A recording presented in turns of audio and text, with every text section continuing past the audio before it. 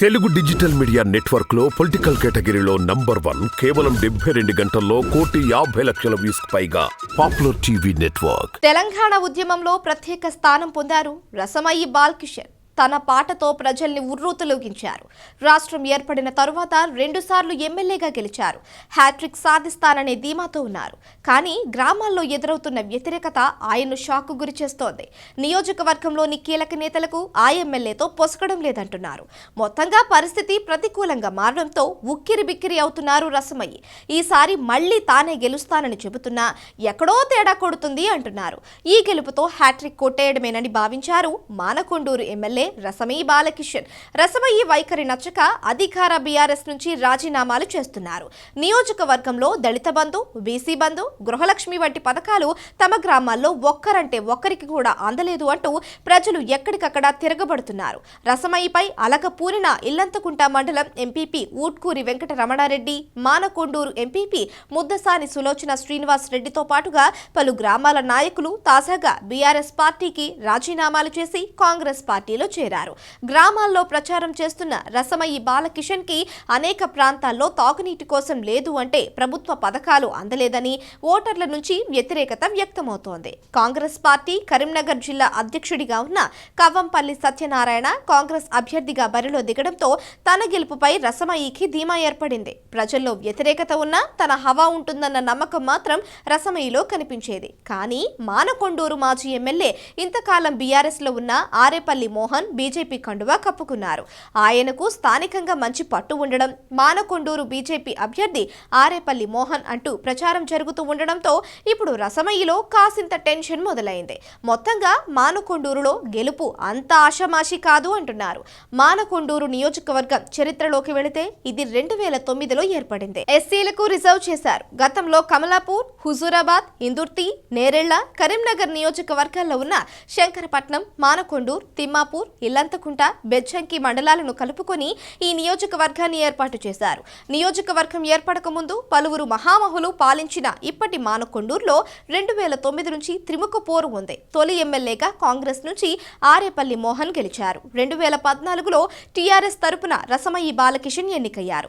మానకొండూరు గత 5 నియోజకవర్గాల్లో ఉన్నప్పుడు ప్రముఖుల చేత పాలించబడింది.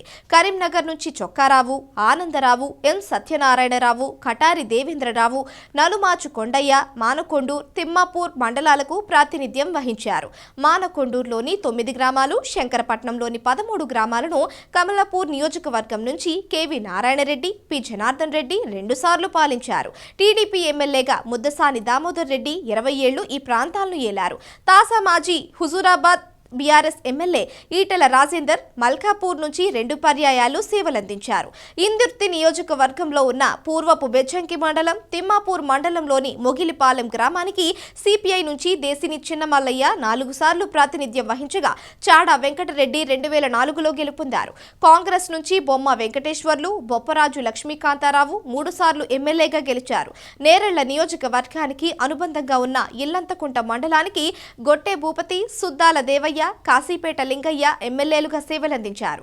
2009లో పునర్విభజనలో భాగంగా మానకొండూరు నియోజకవర్గం ఏర్పడింది. తెలంగాణ ఏర్పడిన తరువాత సీఎం కేసీఆర్ జిల్లాల పునర్విభజన చేశారు. ప్రస్తుతం మానకొండూరు నియోజకవర్గం 3 జిల్లాల పరిధిలో ఉంది. మానకొండూరు, శంకరపట్నం, తిమ్మాపూర్, గన్నేరువరం మండలాలు కరీంనగర్ పరిధిలో ఉన్నాయి. బెజ్జంకి మండలం సిద్దిపేట జిల్లాలో ఉంది. ఇల్లంతకుంట మండలం రాజన్న సిరిసిల్ల పరిధిలోకి వెళ్లింది. మానకొండూరు నియోజకవర్గ తొలి ఎమ్మెల్యే ఆరేపల్లి మోహన్ సర్పంచ్ నుంచి ప్రభుత్వ విప్ వరకు అనేక పదవులు అధిష్ఠించారు. 1988 నుంచి 2001 వరకు 19 ఏళ్లు సర్పంచ్గా కొనసాగారు. తిమ్మాపూర్ నుంచి జెడ్పీటీసీగా పోటీ చేసి గెలుపొంది 2007 నుంచి 2009 వరకు జెడ్పీ చైర్మన్గా పనిచేశారు. 2009లో జరిగిన ఎన్నికల్లో మానకొండూరు ఎస్సీ నియోజకవర్గం నుంచి పోటీ చేసి తొలి ఎమ్మెల్యేగా ఎన్నికయ్యారు. ప్రభుత్వ విప్గా పనిచేశారు. 2014లో టీఆర్ఎస్ అభ్యర్థి రసమయి చేతిలో ఓటమి పాలయ్యారు. 2009 ఎన్నికల్లో కాంగ్రెస్ నుంచి ఆరేపల్లి మోహన్, టీఆర్ఎస్ నుంచి ఓరుగంటి ఆనందర్, పీఆర్పీ నుంచి కవ్వంపల్లి సత్యనారాయణ పోటీ చేయగా ఆరేపల్లి మోహన్ విజయం సాధించారు. 2014లో కాంగ్రెస్ నుంచి ఆరేపల్లి మోహన్, టీఆర్ఎస్ నుంచి రసమయి బాలకిషన్, టీడీపీ నుంచి కవ్వంపల్లి సత్యనారాయణ పోటాపోటీగా నిలవగా రసమయి బాలకిషన్ విజయం సాధించారు.